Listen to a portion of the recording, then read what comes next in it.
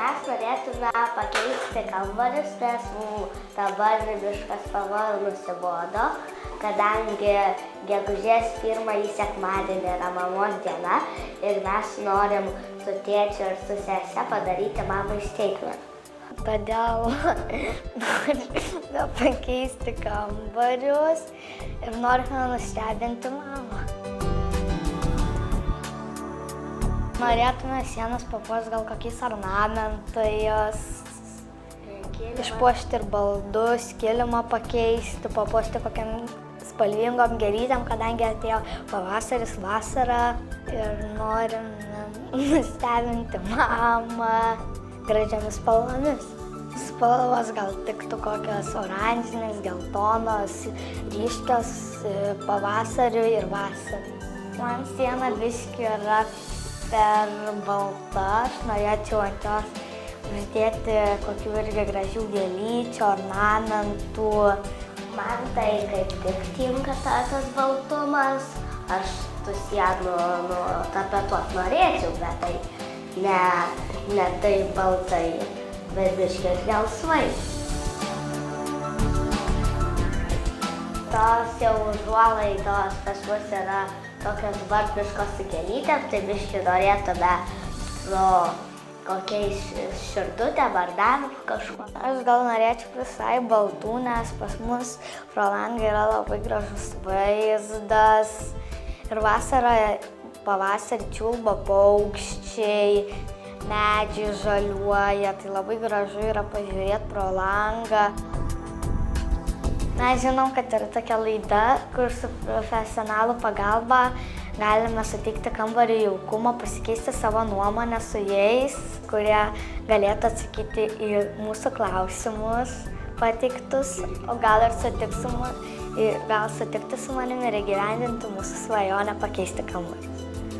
Aš irgi norėčiau, kad profesionalai irgi mūsų visam remonte dalyvautų, patartų, kad būtų gražiau, kad spalvas mums pasakytų, kad būtų jaukiau, gražiau, ir kad kaip atvažiuotų svečiai nenusiviltų. Visą remontą mes skiriam specialiai gegužės 1 sekmadienį mamos dienai mamai.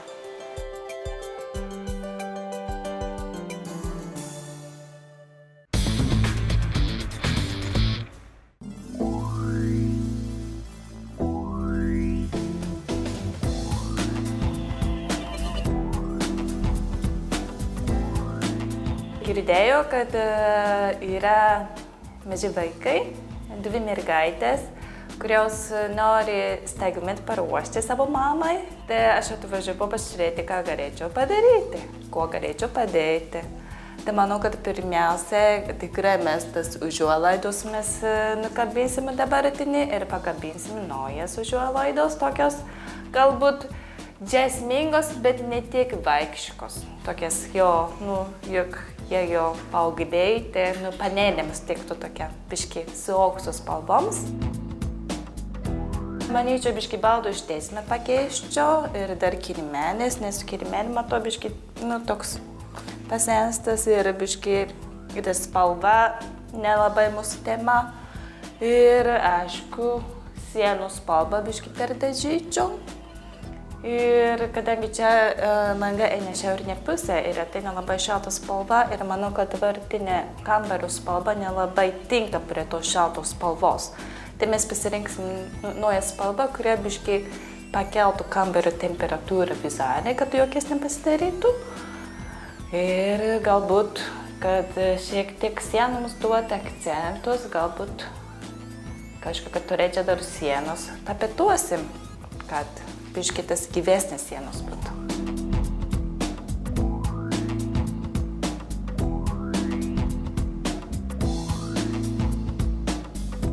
Dabartinė kambario situacija, matau, kad balda yra tokia klasikinis stilius, bet tame tarpe yra mėtyta biškį eklektika, modernius elementus, pavyzdžiui, tas rašymo stalas, kuris nelabai dera, tai aš manyčiau ir stengiuosi dar kambarį galbūt ant sienos uždėsim kažką apdailos juostelės, kad labiau įvesti tas klasikizmo tas kvapas ir labiau suvienodinti tas kambarį esančių elementų koncepciją, kad kambario interjeras būtų vientisas.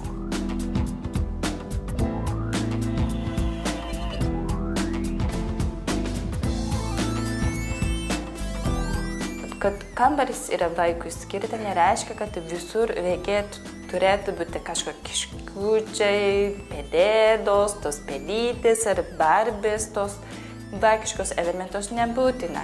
Juk vaikai labai greitai auga ir joms labai atsibosta tokie vaikiški elementai. Ir aš galbūt įveščiau kažkokią tokią simbolis, pavyzdžiui, širdelės ar kažkokia raudonės juostelės, kuris yra galbūt skirta ne tik suaugusiems, šiek tiek vaikams, bet atspalva yra gana jo rimtesnė, kad vaikas savo kambarį nejaustų, tu esi kažkoks žaidimo kambaryje.